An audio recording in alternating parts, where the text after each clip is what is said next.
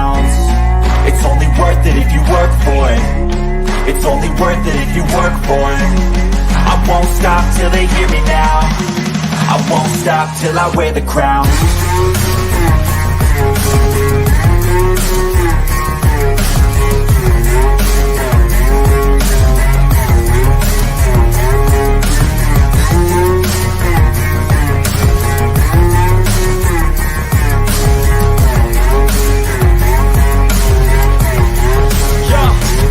Let's go.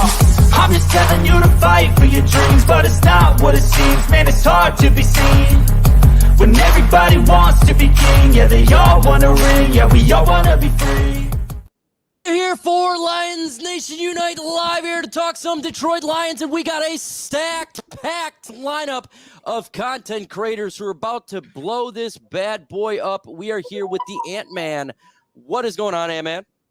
Hey, I'm doing good. I didn't realize I was going to be on a goat farm today. I've got a lot of goats here with me. I've got the Man of Steel. I've got Dew Crew Dan. We've got Micro Mike. I'm in esteemed company today. I love it. The great Ant-Man, the GOAT himself. And we got Dan, the man, from Mr. Lions Talk Live. What up, Doe? Hey, just having a great day. Talking a little bit about the Detroit Lions. What do you know? The race for 3 kickers is down to the race for 2 for that spot. We got the Man of Steel, Superman himself, Curtis Steele. What's going on, bro? What's going on, y'all, man? You got to boss up and ball out. Y'all know what it is, man. And again, that's what we got to do. And again. So let's get into the Detroit Lions news right now. But before we do that, tell the folks that we're going to be doing content creation in here from everybody's going to be doing it. There's going to be live shows. Everybody's going to be dropping videos on Lions Nation Night. Just got to work out the kinks. When that's worked out, this channel is going to be supercharged on NOS, multiple videos and probably streams a day. It's going to be cray-cray, so you're going to want to go ahead and subscribe to the channel. Lions news, James Turner been waived. Ant-Man, the kicker from Michigan, because we signed Jake Bates. The life of a kicker is one of the shortest in the NFL, isn't it? One day you're there, well, next day you're on the street. Yeah, obviously, Badgley and Bates, they have guaranteed money between them now. There's a 2-year deal for one of them. It seems like these are going to be the two going at it. But a healthy kicker competition is exactly what this team needs. I don't want to go through another season with a dodgy kicking situation. So hopefully these two push one another to the brink and may the best man win. Go for it. Going to be a good competition to watch out for. Super chat dropped by Lions Super Bowl 2024. Love the name, by the way. $4.99 super chat. Thank you so much, and we appreciate you here for dropping that super chat. Everybody show some love to my man, Lions Super Bowl 2024. He says, why is no one talking about Traquan Smith? Why is no one talking about Traquan Smith? Dan, talk about Traquan Smith. Hey, I think we've got something there with him. But to be honest, Mike, I'm going to wait and see what he does in the training camp, preseason, things like that, before I get too overly hyped about him at this point in time. Mr. Steel, Man of Steel. Not even Kryptonite can actually beat this one. Yes, sir. Talk about Traquan Smith. Why is no one talking about him? Because of the guys in front of him. It means I'm not trying to be a smartass, but like he's gonna have to battle to make the roster. So it's not like he's just, saying people are just forgetting about him. You haven't heard his name mentioned during the spring activities. I didn't hear a whole bunch of Traquan Smith news coming out of Allen Park. So that's why nobody's talking about him. He hasn't made a name for himself. Yep. So once he makes some spaz plays and he can actually show up to the guys that are in front of him, you're not going to hear a lot from him. Yeah, we're going to have to wait till training camp really to get this. Yeah. And he's right now wide receiver 8 on the depth chart. That's pretty much low. Could he rise? Yeah, but Darius Fountain's rising, right? There's some people that's rising, and it's going to be difficult. So let's get back to the James Turner release. Dan, the man, talk about James Turner and our kicker with Mr. Jake Bates. I think the kicker situation in Detroit's looking very promising, Mike. I mean, I think we all realize as Lions fans, the kicker might not be the most important aspect on this team just because Dan Campbell is so aggressive going for it on 4th down, especially 4th and short. But what Jake Bates does have is perhaps the strongest leg in NFL history. You see him pounding some of those shots in UFL games that might have been good from 70 yards. His accuracy isn't the greatest, but that leg strength is. Turner, I think he's a pretty good kicker. I just don't think he has the leg strength of Bates. So now it comes down to you've got Badgley. Badgley reportedly is hitting 60-plus yarders. He's been working out, trying to get better from range because the knock on Michael Badgley was beyond 45 yards. He's kind of a real flip of the coin.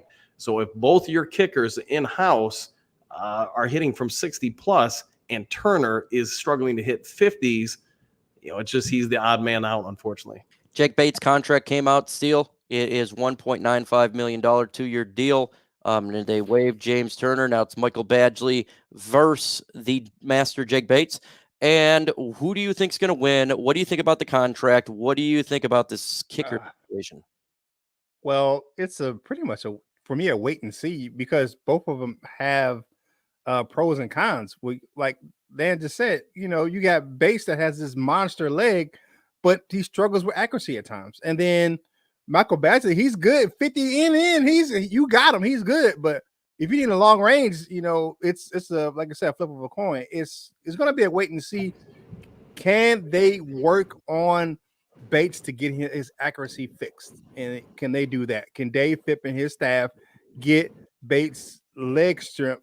His accuracy fixed. To be honest with you, if Bates can get his accuracy straight, I think he has the advantage because he has that so much the bigger leg than Michael Badgley. If he can fix his accuracy, like I said, he can lead. He could be the leader in the clubhouse. But right now, what did lady say yesterday about W? It's a mid-off because they both kind of like middle of the road because they both have issues kicking the ball. One with distance, and the other with accuracy. So the contract, it was the writing on the wall for James Turner. Once they sign Jake Bates to that contract, I'm like, yeah, somebody's got to go. Sometimes you can carry 3 kickers in the camp because of a battle, but with the money that they signed those guys for, one's going to be on the active roster and one's going to be on the practice squad. James Turner is going to be the odd man out. Sorry about that, fella. A former Detroit Lions defensive tackle, Isaiah Buggs, is extremely cheap as he wanted to get his picture taken with his ugly mug picture taken yesterday. And instead of just doing it maybe for like $1 or something or going one of those cameras, he decided to do it in jail. So what's your thoughts about Isaiah Buggs? What the hell's up with Kansas City, by the way? Their whole team's going to jail. I don't know what's going on. They running the shoe program over in Kansas City. If you know Prison League, you know what that is, shoe program. But I don't get what's going on over there. To be honest with you, I'm not saying I'm surprised with Isaiah Buggs, but it kind of hurts that I see this young fella because he had promise in Detroit. He was coming along, but then those issues started to rise, and you kind of see the writing on the wall. Detroit was like, hey, you got to go. Something wasn't clicking right for this administration with Isaiah Buggs. So they sent him about his way, and lo and behold, you see what's happening out there. And it's, to me, I don't think it's anything against the Kansas City staff. I think Andy Reid has a great staff out there, but they can't control what's going on with players, especially in the offseason when they're away from the facility. So, geez, man, it hurts because I think I liked Isaiah Buggs, and it kind of hurts for me because I'm like, hey, man, what's going on with you? I can't excuse any of his behavior with the animals, or especially with the domestic violence. I cannot excuse that at all. But I hurt for that young man because his downfall came quick. Super Bowl champion to now he's in the news for the wrong reasons. Yeah, I liked Isaiah Buggs as well. When the Lions released him, I'm like, don't use Raid on this guy. He'll kill him. And so they used Raid. So then he goes over there to Kansas City, wins a Super Bowl, but he didn't pass go. He didn't collect $200. He went straight to jail. And so what do you think about Dan? What do you think about Isaiah Buggs, Dan, in the situation? Mike, I just think you look at his last year here in Detroit, and he came into training camp. It just seems like unprepared, overweight, distracted. And then real early in the season, he got sat down by the coaching staff. Everybody was wondering what was going on. And I know you and I and everybody watching, we had some talks during the season. It sounded like after a month or so into the season, he kind of reemerged, got a second chance with Lions. But once again, it kind of flamed out. And as things went on over time, news came out more and more that maybe the coaching staff had some issues with just his approach to things, that, Bugs was distracted, maybe going out on the town too much, whatever it was. He just didn't seem like he was fully invested into the season, into the Detroit Lions, into football. And that seems to continue since his release from Detroit, going over to Kansas City. Kansas City left him on the practice squad. And now you've got even more evidence of why probably the coaching staff in Detroit, the front offices just said, hey, this isn't a Detroit Lions type of player. Whatever potential Isaiah Bugs had, it's left the building, and so is he. And you're just watching him continue to spiral down. As we look around the rest of the NFC, there's a situation taking place in San Francisco right now. Brandon Aiyuk says the 49ers don't want him. We compete with the San Francisco 49ers in the NFC Championship game last year, and we're going to be doing it again this year probably. Ant-Man, what is your thoughts on Brandon Aiyuk's situation? Is this good? Is this bad? What do you thought? I mean, anytime teams in turmoil sort of who are on our level, it's a good thing, I guess, but it's weird how they're not going to pay him, but I guess they're going to have to pay Brock Purdy soon. You've got to save the money for that. They are quite spread elsewhere. So, when you've got Debo on the team, I guess it's hard to justify paying them both at once. It's like us. We probably couldn't really justify paying mega bucks to a second receiver at this point in time either. You've got to spread your cap out. So it seemed for a while now that they've not wanted to do this deal, or they're just not willing to pay the money. They're obviously trying to get him to take a cheap deal. Someone will take him, and I see the Steelers mentioned. I think that'd be great if he went there. Send him over to the AFC, be done with it. But I don't think he's going to be there come the start of the season, because their cap is nowhere near as good as ours 49ers. Like I say, you got quarterback to pay coming up, so gotta save that money. Aaron Rodgers decided to miss camp or practice, a mini camp, for doing drugs across the other side of the planet. I just want to put that out there. Stupid. I'm so glad he's not in the NFC North. I just had to throw that in there. I was watching something yesterday, and Aaron Rodgers is doing doing some ayahuasca over there in the other side of the planet. Oh, that had nothing to do with this show. I was just thinking about it and just thinking this dude being on a drug bender is hilarious. Let's get into camp battles. And there's a couple camp battles there, Dan the man. One of the camp battles looks like that could be happening. I didn't think it would be. Hendon Hooker versus Nate Sudfeld. What do you think about this camp battle? Who wins it? I think you're going to see Hooker probably, like most rookies, because to me, he is really a rookie this year. You can say what he wanted about the 21 days he got to practice, whatever, last year. He got something out of it, but not a ton. I think at the end of the day, he's got Sudfeld beat in every area except one, and that's going to be NFL experience. So if I'm the Lions, I think it'll be a big tell how much playing time Hendon Hooker gets with the ones or the twos in preseason game one. And if that stays the same or increases or decreases preseason game two, and then obviously onto the third one. If they keep advancing his playing time, then they're probably riding or dying with him as the backup. If we see Sudfeld starting to emerge and getting more and more of it, then Hendon Hooker is in probably a world of hurt.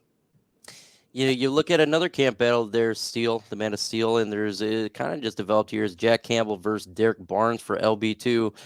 What do you think about this? Is going to be a good fight here. It's going to be really good. Two good players at it. What do you think is going to happen for this one? It's to me, I think this is probably one of the most interesting camp battles because it was headed that way last preseason, last offseason, but Barnes kind of squelched that. He was like, nah, you're not coming in here taking my shine. However, Jack Campbell has reemerged, and you look at the amount of time he played last year, it's going to be a really hard camp battle for both of these guys. And I'm just excited to see it because you look at the development of Campbell, they're saying that he's a green dot, he's a middle guy. And then you look at the versatility of a Barnes where he can play in the middle, he can play on the edge. He has, the pass rushing experience from playing the edge in college. I'm just interested to see how this is going to develop. I like what's going on between those two guys. It's just going to be very fun. I can't pick either guy right now. It's a toss-up right now. It depends on, when the pads come on, what's going to happen. Mhm. Can the development of Jack Campbell had this offseason translate into the pads when they come on here at the end of July? Yeah, for sure. You look at this, the camp battles there, my buddy to the Ant-Man. And what do you see that's interesting for the wide receiver 3 battle? I mean, it's wide open, really, isn't it? There's such a varied group of receivers we've got. Obviously, JMO and amon-ra are going to be up there, but like the depth spots for this are really interesting because we mentioned Traquan Smith. He's done nothing, that's really concerning. He's played in the NFL. He's done well in the NFL, and for him to have not heard anything about him whatsoever when the rookies are doing well, when the depth guys are doing well, for me, that says, he's done. Like, I don't even know if he's going to get a shot at this rate, but at this point, I couldn't tell you. I mean, Raymond's probably going to be 3. You would say he's going to see a good deal of time this year. Ideally, you'd want the guys with the NFL experience to shine through. The DPJ, I'd really like to see him grab that spot because he's something that we don't really have there. And, you would like Smith to do as well. But it's an uber competitive room. So I think people are going to be surprised by how good our receiver room is this year because everyone says it's a weakness. It's not a weakness. Very, very competitive. We've got our 2 main guys, got depth guys, but I would like to see DPJ get it. Lions Talk Live, Mr. Dan himself. What do you think about Darius Fountain? He has been emerging in OTAs and minicamp. Do you think he has a legit shot making this team? Yeah, I think he's got a shot, Mike. I mean, you see him, you see a couple of the guys that, like Green from last year, rookie, that they've got a real opportunity this offseason to kind of emerge, to get a chance to make an impression in the preseason and get onto this team, to get onto the 53-man roster. Could Fountain make it onto the practice squad? Absolutely, 100%. No questions asked. But what they're all going to do is they're going to have to compete. They're going to have to compete with each other, and somebody's going to win, somebody's going to lose. But what I like about it best is you're going to have guys forcing the best out of each other. Where that's all going to end in time, I don't know, but I like 100% where this team is set up, not just with the wide receiver room, but across the entire team. I think you're going to see probably a few surprise guys make it onto the roster, and he could be potentially one of them. For sorry, sure. Dan. I'm sorry, Dan. I'm laughing at this. Oh, man. What's up, Steele? This dude, man. I can't believe. Just for the record, that frozen mic reaction is the reaction when Tim Boyle got released. He was horrified. Yeah. That was the face he made. Yeah, I was pretty I'm sorry, happy. I I couldn't gotta hold it. say that, man. When he got released, that was funny. I just want to do a funny joke right there. Get you guys going right there. Other camp battles that's taken place there, Ant-Man. Now, what's one that you're looking at and you're like, man, this is the one right here that we need to pay attention to? Defensive tackle room. Mekhi Wingo versus Levi. Who's going to be DT4 going into the roster? Which, I still hold out hopes for Levi. I have emotional attachments to players I like. I like him. He seems to be doing everything right there. But, Wingo, go be on his rookie deal. Got him for plenty of years now. I don't think they're going to take 5 because we've got so much, depth over here, with the receivers, the running backs, the safeties. We're going to have to make cuts somewhere, and given that we've got guys on the edge who can knock inside, the DT room's going to be very interesting. So whoever can make it out of Levi and Wingo there, because I don't think they'd be afraid to cut Wingo if Levi does well. They'll try and get him on the practice squad, whatever. So, but we need depth in that position. Run defense is really good, but we need to make sure we're stocked depth-wise for the year. Lisa DeLorenzo dropped in a question. So if you want to put questions, do a hashtag lines in the comment section or hashtag whatever, hashtag 2. I don't care. Hashtag lines. The camp battles that interest me the most is defensive backfield. Do they start Rakestraw on PUP? And about Brian Branch, does he start the season aware, Dan? Brian Branch? Yeah. I think he's going to be basically your slot corner. I still think they're going to go with Kirby. And if he is the safeties. You got Brian Branch is basically in the slot. You're going to have Davis out at one side. And then, that's pretty awesome, Mike. And then Sorry, I got distracted there. And then probably Arnold, the opposite side corner. So that would be my anticipation. But I think you're going to see a lot of the safeties play corner and a lot of the corners end up playing safeties, because you look at everybody outside of Emmanuel Mosley on this depth chart in the secondary, and they've all played either in college or the pros, safety and corner. So I think that's one of the real nice flexible situations this defense is going to have. Yeah, I mean, I don't know if he's going to be in the pup or not. That's the type of stuff I don't know with that. But Rakestraw, I think he's just going to be developing. I think it's going to be a Meek Robertson or Brian Branch that's going to take over that nickel, and he's just going to have time to develop. I'm sure he'll have moments where he'll be on the field. You know, they like to be universal over this defense. So It's one of those things that, yeah, he's just right now on the depth chart behind them. I also like Levi, and the resurgence would clean up the biggest stain on Brad's draft record. What if Levi does well there, Man of Steel?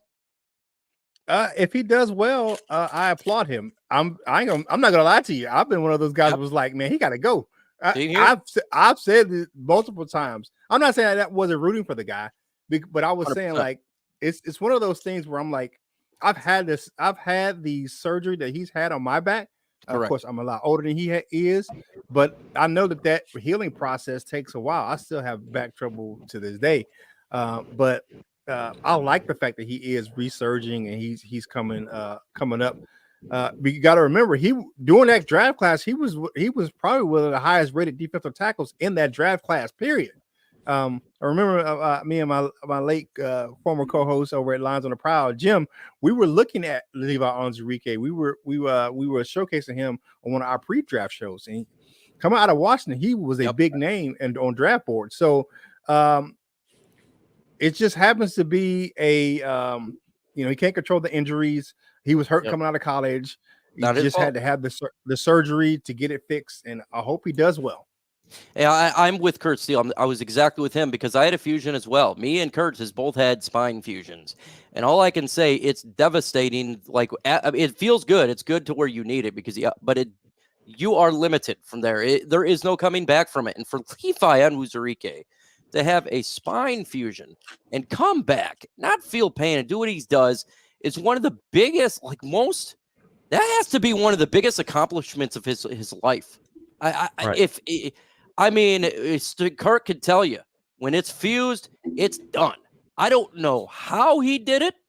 This guy is awesome. Levi Onwuzurike may have the determination like I've never seen before, and the strength like I've never seen to deal with such an injury and come back. Like, massive kudos to him.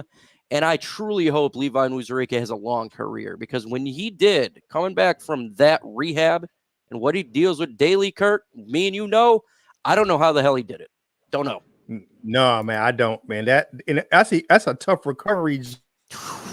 Rehabbing it on your own, with the physical therapy, that's tough. And I'm like, and he's in a sport where he's in a collision sport. Football today, football is a contact sport. No, it's a collision sport. Yeah, and you're running as fast as you can, or you're banging up against people. And I'm like, man, to come back from that to play football is a miracle.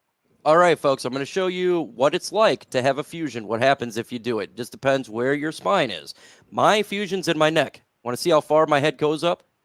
It's as far as it goes now. I can't move it back anymore. That's just the way it is, because they fuse it. You lose that mobility. So this is as far as my neck goes, and I've had multiple surgeries on my shoulders as far as my shoulder goes. I don't know how he did it. He is awesome. Levi Onwuzurike, I doubted you, and you proved me wrong, and I'm so happy for it. How many interceptions do you think that Carlton Davis and Arnold get this season? They're Ant-Man. I'd say about 6 or 7 between them. I think we'll do well this year in the interceptions department. Paul Burr says back injury took me out of recon, no surgery, but never been the. I know. I was in the Army for 8 years, and there's you just can't do it no more. LFG Lines, which player do you think has a step back this season, Dan? Ooh, that's a good one. And probably not the answer anybody's going to want to hear, but I worry about Taylor Decker. I know he's had some surgeries to free up his ankle mobility a little bit. I thought last year you could really tell he lost, especially his first step back on the snap. He had lost some of his ability to bend, shift. And I know the ankle surgery will help, but I think more of me when I watch him, it's from the knees to the hips, when a speed rusher gets on him, so he like a Montez Sweat or something like that, I think he's struggling more and more to contain somebody like that, keep his body in front of him. So if I got to pick somebody who takes a step back, he's probably my leading number one worry. Let's all do a step back player. So we got Dan, you got Taylor Decker. What do you got, Ant-Man? Step back. I don't like to do this. I would say maybe because of the injuries as well. If the injuries start to pile up on Frank, like at some point, it's going to become too debilitating for him, the injuries, the years go by. So he's the best center in the league. So technically he could only get worse if he's not the best center in the league. So I'd say Frank just because of the injuries, but not by much. For me, I'm going to go James Mitchell. I don't even think he makes the team. Last year I had him as a breakout, and he just gets slower and slower. I think he's a bust out. I don't think he makes the team. What do you got, Steele? It's not going to be a happy conversation, but nope. To be honest with you, I think David Montgomery takes a step back, and the reason being not because of his performance, but because of the performance of Jahmyr Gibbs. I think he gets more touches, and that pushes his the production of David Montgomery back. I won't say a lot. I would say a little. I 100% agree with you right there. I think Dan does too. I'm sure the Ant-Man does as well. I think we all think Jahmyr Gibbs is probably going to get the majority. Well, not the majority, but the more of the touches compared to David Montgomery. So his step back is not going to be from production. It's just from lack of touches. Makes a lot of sense right there. Snow Bunny says, hey guys, Detroit finally going to win Thanksgiving Day game. Okay, let's do this. Are Lions going to win on Thanksgiving? Me? Yes. Ant-Man? Yeah. Dan? Pushing all the chips on the table, I say we're all in. We're going to win by 30.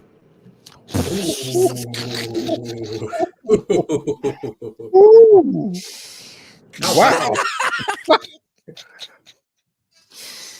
Okay, my man Tim from Maniac Sports. That's something he would say. We're gonna win by 500 points. Yeah, my man Tim over there at Maniac Sports. That's some shit he would say. I love it. Yeah, you got me too. I'm picking the win on Thanksgiving.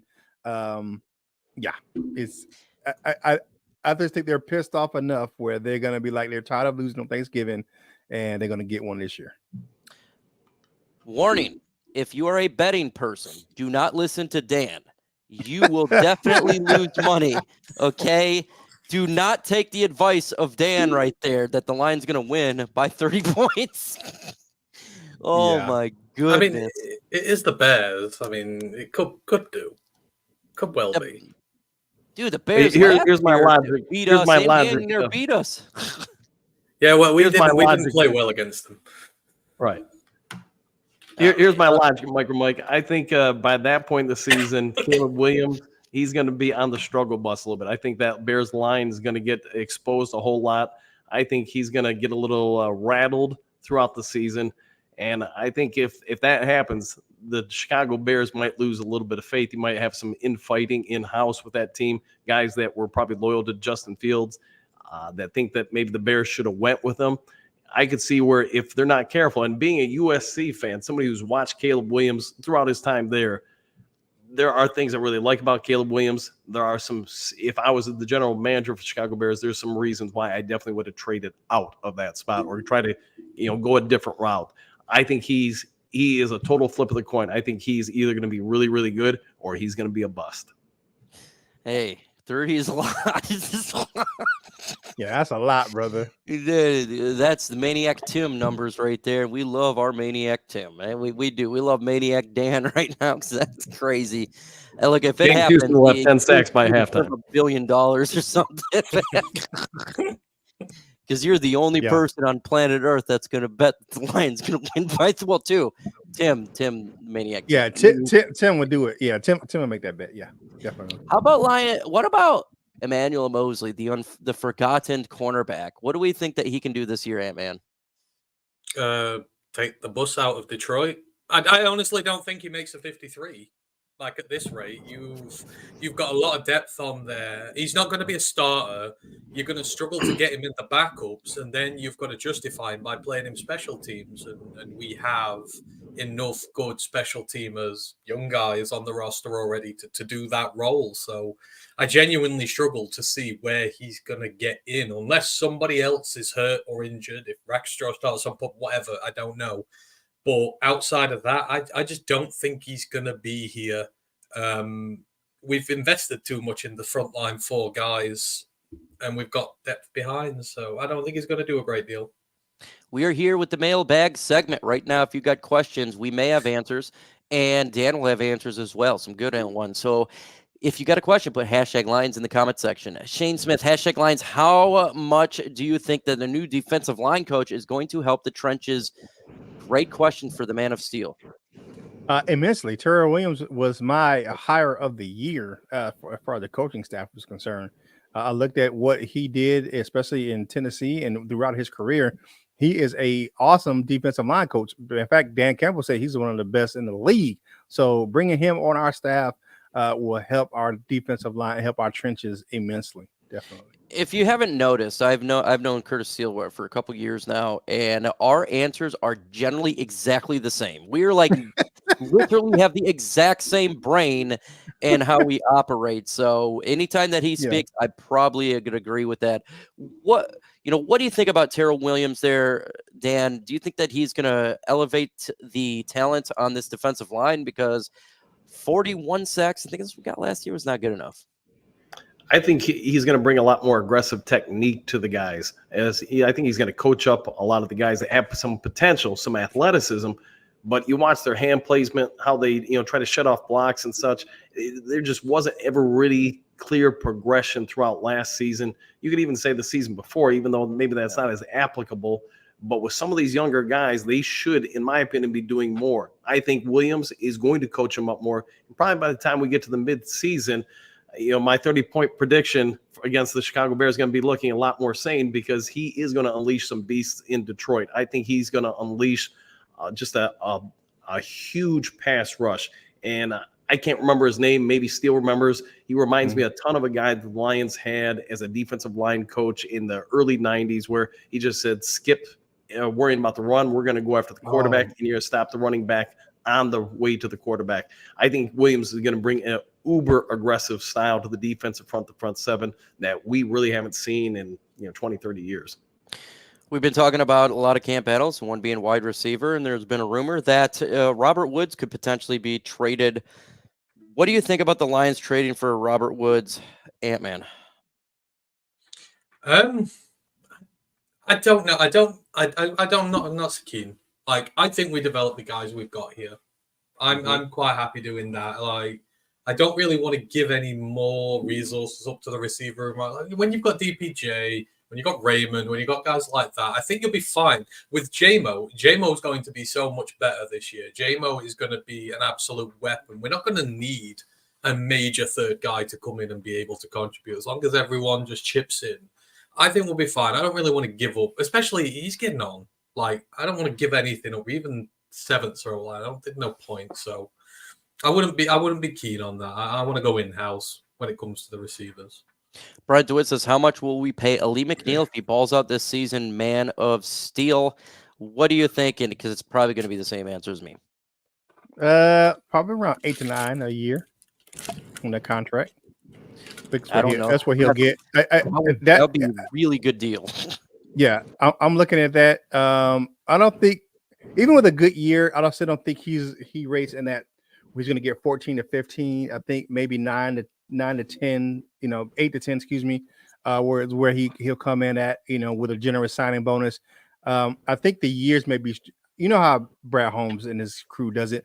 It may look like it's about 14 to 15 a year, but it ended up being like, 9. Around that area. If you look at it like that, good signing bonus and avoidable years at the end. So I think he gets a good deal. You look at the deals that we have right now. A lot of them are structured where they can be restructured and loosen up some of the cap space down the line. So I think it'll be one of those similar type of deals. I usually agree with you. I think it's going to be a lot higher than that. I'm going to go around. You look at the other defensive tackles, around $17 million. I think that's what's going to be. Literally, the 10th rated defensive tackle right now is getting $20 million a year. That's just the 10th. So, like, if you look on this, DJ Reader's gotten 11.5 or 11 million. So it could be a little bit. That would be nice. You get less than that, but it's going to be a little bit here. It's going to be definitely a little bit. Hashtag Lions secondary improved significantly, and Terrion Arnold, rookie of the year. Do you think, Dan, that he could be rookie of the year, defensive rookie of the year? What do you think? I think there's some potential because of the way that we're going to play defense this year, at least the way I'm anticipating. What we saw the year we went 9-8, and then basically the last half of the season when Denver game on, I think that's going to be AG's norm. I think he's going to continue to go after the quarterback, send multiple blitzes, leave guys on the island because of that. And on top of the fact the Lions are going to face some rookie quarterbacks this year, there's real potential that a couple tip passes go his way. Maybe a couple of spots where he undercuts and jumps a route. I think Arnold's got the potential to get somewhere between, say, 3 to 6 picks this year. And if he gets somewhere closer to the 6, along with some return yards, maybe some highlight reel returns, some tackles, he's got a real strong case on a team that's going to be hot in a ton of primetime games. It's going to be talked about in the national media a lot. That's going to be a darling of ESPN and every national media outlet out there. There's going to be a push for someone like Terrion Arnold in that scenario to be rookie of the year. We talk about Terrion Arnold a lot, but there's another guy there who I think is the number one. That's Carlton Davis. If he does really good this year, man, do you think that the Lions could give him an extension? I mean, you would like to think so, given that we did give up some good draft capital for him. We don't want to really make this a rental. So you've got to assume that unless he has the worst season going, then yes, he is going to stay long term.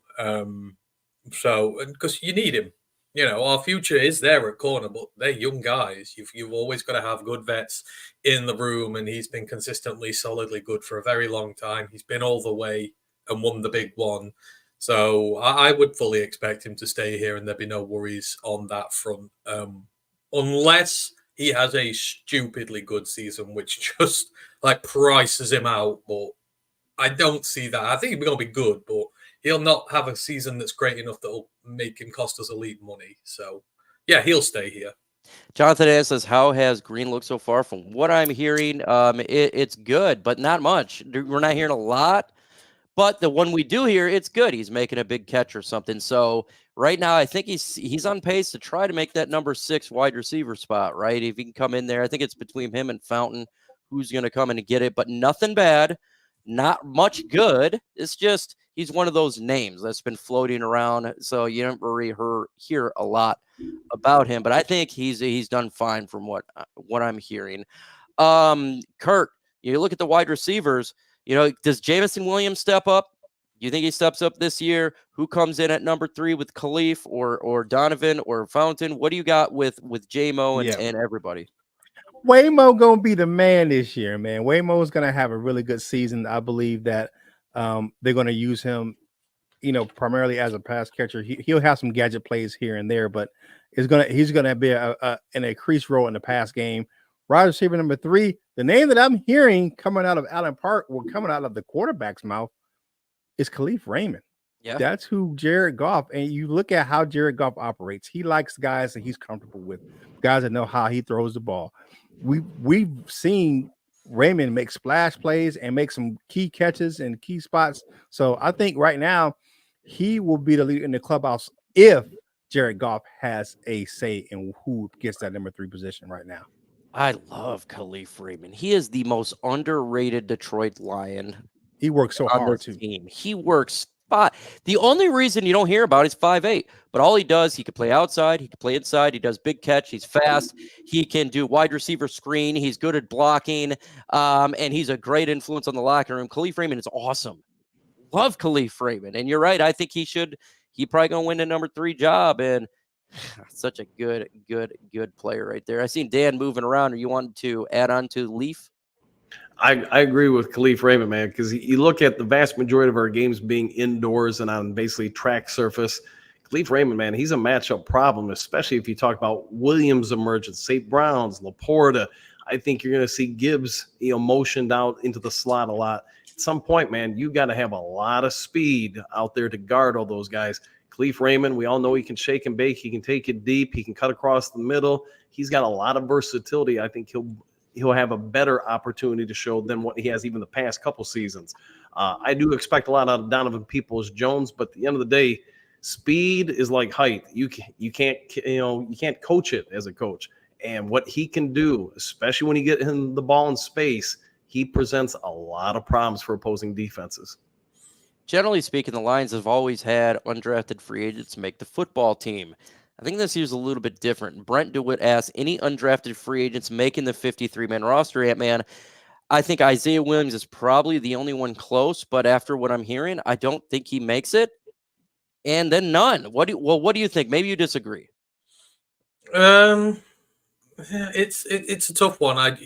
For the first time in a long time, you don't see any big standout candidates who are going to do so. Maybe you would look at one of the offensive line guys like Aguakun, like if we need another center, because backup center is always a bit of an iffy thing with us. So maybe you might sneak a guy like that on, just because like the O-line one's really intriguing. Like, who are you going to take? There's quite a few guys in there, and for me it's tough to figure out who they all are going to be. So I think that might be the area where someone sneaks in, or maybe the long snapper. We got long snapper, didn't we? Daly's apparently not doing well, so maybe Hatton gets in. That could be a cheat answer. We have a very important comment right here from Tafka Day. It says, #Lions. Can you please ask Dan Thornton, also known as Lions Talk Live, to say Campbell 5 times at whatever speed he chooses, please. Quickly, slowly, whatever speed he chooses is fine. Love you, Dan. LOL. Campbell, that's 2 words. Campbell is so Some can you haters say, up in this place. dude, I'm terrible at names too, man. I am so bad with names. I am the worst. So it happens to us all. If you are good at names, well, you're better than what me and Dan are doing. That is for sure. If you got any questions, keep throwing it in the comment section. Want to see what your guys' thoughts here. Here we go, Mr. Curtis Steele. So the Lions, do you think that we're going to go for it on 4th down as much as we did last? You think Dan Campbell's going to change after the NFC Championship game? Nah, I think he's going to be who he is. Yeah. I just think he's going to. Dan Campbell has showed everyone from day one that he's going to be himself, and I think that going for it on 4th down is just in his DNA. He's going to roll. But I don't think it's more of a gamble. I think he believes in his guys. He believes in his people that he has on the field, and he trusts them to make plays. Sometimes the comebacks bite him in the behind, of course, like it did the NFC Championship game. I'm still shocked at the 2 passes that Josh Reynolds, usually sure-handed guy, would catch. Right. But I just think that he believes in his guys, and Dan Campbell is going to be himself. Craig Hogg dropped question here. Who do you think will be a direct backup behind Alim McNeill? Wingo Onwuzurike. Well, Onwuzurike is actually right now right behind him in the depth chart. So I'm going to go with Levi Onwuzurike. And I do think he makes the team after everything that he's doing. So I think it'd be Alim McNeill, Onwuzurike. DJ Reader is going to be obviously, and then behind him is Broderick Martin. And I think that he's going to take a step up with the way he changed, the way he looked, and how he eats and all that lovely stuff. Hey, do you guys think that the Eagles are going to be good? Ant-Man, thoughts on the Philadelphia Eagles? No, I hope they suck. Just so CJ Gardner-Johnson can. Oh my God, I don't. CJ has just put me off them again. Like you can, I think. In all fairness, Sirianni's on one of the hottest seats in the NFL this year. I truly believe that, because they're in their window and they seem to be getting further and further away from the Super Bowl. And I think goodwill will run out with him pretty soon. So I don't see them doing that well this year. Especially now Washington seem to have got their act together a little bit. And that division's more competitive now. Gritty, I disagree with Miami. I think they'll still be a good team. I don't know if they're going to be like, we're not talking about number 1. But if you look at the good teams, you got the San Francisco 49ers, the Detroit Lions. I think Philadelphia is still good in the NFC. Green Bay, I think, is pretty good in the NFC. Actually, I think Dallas, if you're looking for the East, I think Eagles are better than Dallas. I think they are. But I'm not. But if you're talking about elite team, I don't think they're elite, but I think they're a really good team for sure. And it really just depends how this team, Ant-Man, we saw last year, they just nosedived. Will that change this year? I don't know. I think it will, but I mean, it could go in the wrong direction still.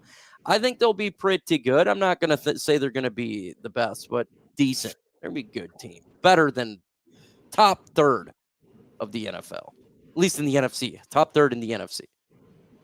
Different type of there. So they're going to win. I think they're going to win the East as well.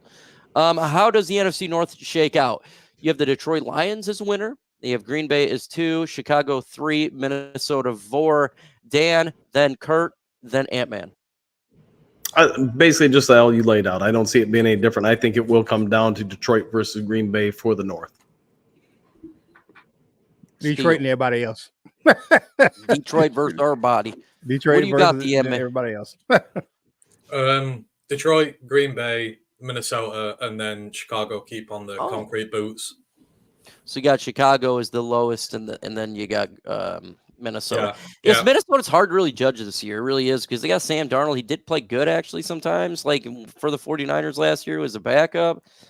Their offenses, they got pieces there, but it's just I don't know, man. It's one of those teams. I don't think they got a direction. Am I the only one who thinks that? Like, they don't really get, like, you can look at Green Bay, but like, yeah, they got a direction there. Young team. Chicago, young quarterback. They're built. They're deep. You see the direction. Minnesota, I don't know where they're going.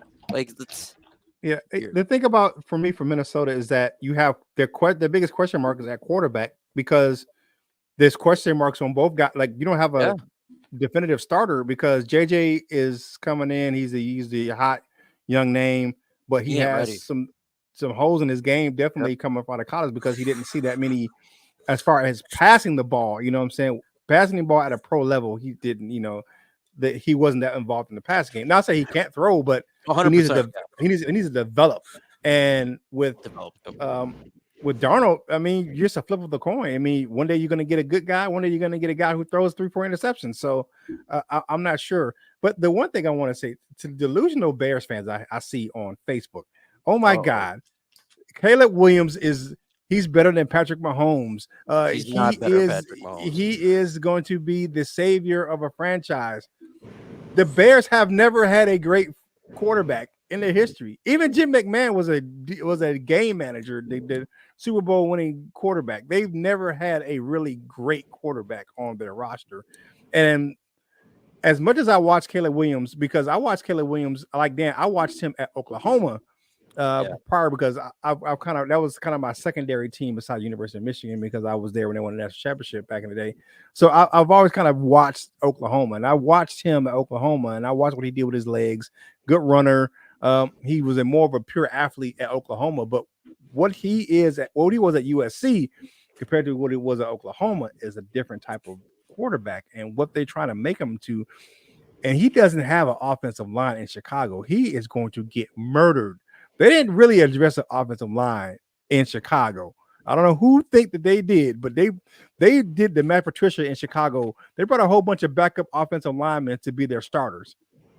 And they're gonna get that young man. He's gonna be running for he's gonna be wearing an orange jumpsuit, because he'll be running for his life like an escaped inmate for the whole season. Before Bears fans try to burn me on Caleb Williams, I never really liked Caleb Williams way even before he got drafted. There's just something about this guy I don't like as a leader. You know, the quarterback has got to be the leader of your team, like the most mature, the guy that's in there. He just doesn't. I look at this guy and I don't see it. For me personally, now could he be 100%? Maybe I'm completely effing wrong, and this guy is going to prove me. But I think he's got skills, but I just not a big fan of his leadership skills. So we'll find out, I guess, throughout the season. Dan, I know you want to speak on this. Yeah, just real quick, and again, just watching him over the years and cheering for him and everything. The biggest problem I always had with him is you watch when defenses did take away, and when you're talking Pac-10 defenses, which basically are just Madden video game defense. When you take away the first read from Caleb Williams, how often he struggled. 90% of the time, you take away that first read, he's breaking the pocket and running because he cannot progress through the reads. So when you paid attention to camp talk, rookie symposium or rookie camp from Chicago, a lot of the reporters started noticing super quick. Guys or the defenders were jumping routes, knowing that if he came off that first one, he struggled mightily to come through it. And that's just a hard thing to teach. To me, it would have been best for them to keep Fields, but now that that's moved on, if I were the Bears, I know they've already named him the starting quarterback, but I would sit his butt for his entire rookie year, let him learn from a veteran, and that's where I think he's got a real potential to bust because he's not going to have that opportunity. He's going to be thrown to the wolves early, and somebody who's going to blitz him a lot, overload that first receiver, first read, if they guess it right on the particular play, Caleb Williams is going to be running for his life. And they've given him a head coach who's on the hot seat. Like it's the worst thing you're giving one of the most under pressure head coaches in the league a new quarterback. What happens when he gets fired? Like, oh, he's got a new offensive coordinator. He's got a new head coach. It's stupid timing. We'll find out, right? Well, I guess we'll find out this season what he can do over there. Craig Hogg, what is the word on Emmanuel Mosley? Is he good for training camp or is he going to be on IR? He should be good to go for training camp. That was what I actually literally just heard that a little bit ago. He should be start to go for Lions training camp. Do you think that the new kickoff rules will see a reverses and other option plays? That's interesting. I honestly have no idea. It is such a I don't watch the UFL, and I was looking at the kickoffs. I'm like, it's weird. So they could be doing stuff like that. I have no flipping idea. This is completely new. Does anyone else think that anything on this? I think you're going to see a lot of like wishbone formations, triple handoff, fake reverses, and stuff like that. So, yeah, you're going to see 3-4 guys waiting to receive it, and then it's who has it. It's going to be like one of those end plays that a team's trying to score a touchdown at the other opponent or like the 20, and they're doing all these swing passes. Well, I think that if you look at I watched a lot of UFL this year. The starting field position in the UFL, we're talking usually around the 30 plus. You're looking at 30, 35 yard line. I've seen the majority of their drives did not start at the 25 yard line. It was a 30-yard line plus. So you're looking at some good field position. Dave Phipp, we have one of the best special teams coordinators in the league. So I'm interested to see how he does that. So I would very well think we would see some gadget plays on kickoffs. I'm 100% behind that with Dave Phipp. Ant-Man, will Hutch have 14 plus sacks? Ooh, I think he'll be close. I think he'll be very close. I'd take the over on that. I think this is going to be, and plus this is going to be contract year essentially, isn't it? So he's going to want to put out nearly 20 sacks out there. So yeah, I do over. Yes, nail polish is very effective when catching footballs. Pink nail polish is perfect for males. Pink, I literally, my girlfriend's daughter painted my nails purple. They're no longer there. We're good to go, but purple is not helping me catch footballs. It was failing, but yeah, for sure. Let's see here. Lions, hashtag FGB, hashtag FTB, hashtag FTV. Is there a way to do an onside kick with the new rules? No, the onside kick is exactly the same. It is, but you have to declare it first. So that's the only rule now. So you have to declare an onside kick to the referees before they go onto the field. To the referees or to the referees. So to line up for an onside kick, we have to declare it first, and then it's exactly the same as it was before. So no more not knowing. You'll know it's an onside kick. Yeah, you know it's a real one. Can onside kicks be declared ineligible? Refs would do that to us. Yeah, probably. Oh, yeah, you didn't. We told you. No, they'd be like, yeah. Yeah, they didn't report. Yeah, but we didn't report it as eligible. So that was the one thing when they did the new kickoff rule. They kept the onside, but you have to declare it first to the refs so everyone knows what's going on. So you just can't do a surprise onside kick anymore. No. That is a great question by Bill right there. Great question because I didn't even know that. So. No more fakes. If they're lining up for the onside, it's the legit thing, and I guess that's good to find out. Ant-Man, tell the folks where they can find you and listen to the Lions. You can find me at Roar of the Lions UK. We're a group of Detroit Lions fans from across the pond. So if you want to come check us out, we'll have on Mondays, Wednesdays, and Thursdays during the season. So yeah, if you want to come and hear Lions perspective from a British point of view, then come check us out, Roar of the Lions UK. Dan the Man, where can all these subs find you? Come on over every day of the week, 7 a.m. to roughly 8 a.m. Lions Talk Live. We're talking in the morning. Hey, be a part of the Dew crew. Have your morning Mountain Dew and your coffee, and come on over and have a little fun with the conversation. Lions Talk Live. Curtis Steele, my man, tell the folks where they can find you. All right. So if you didn't check out my social media today on X or Facebook or Instagram or LinkedIn, I am launching new show coming. The Boss Up Ball Out podcast is coming. It's going to be on all my my social media platforms, Instagram, TikTok, Facebook, YouTube, and some LinkedIn from my professionals out there who trying to get it in at work. Because you can do link on LinkedIn. So I'm on LinkedIn, so you can watch it over there as well. But you can go to kurtsteele.com to see all my links to all my socials, and you can subscribe there. And I have some content over there. You can check me out on Sideline Report. I post over there periodically, for a different voice on what's going on with the Detroit Lions.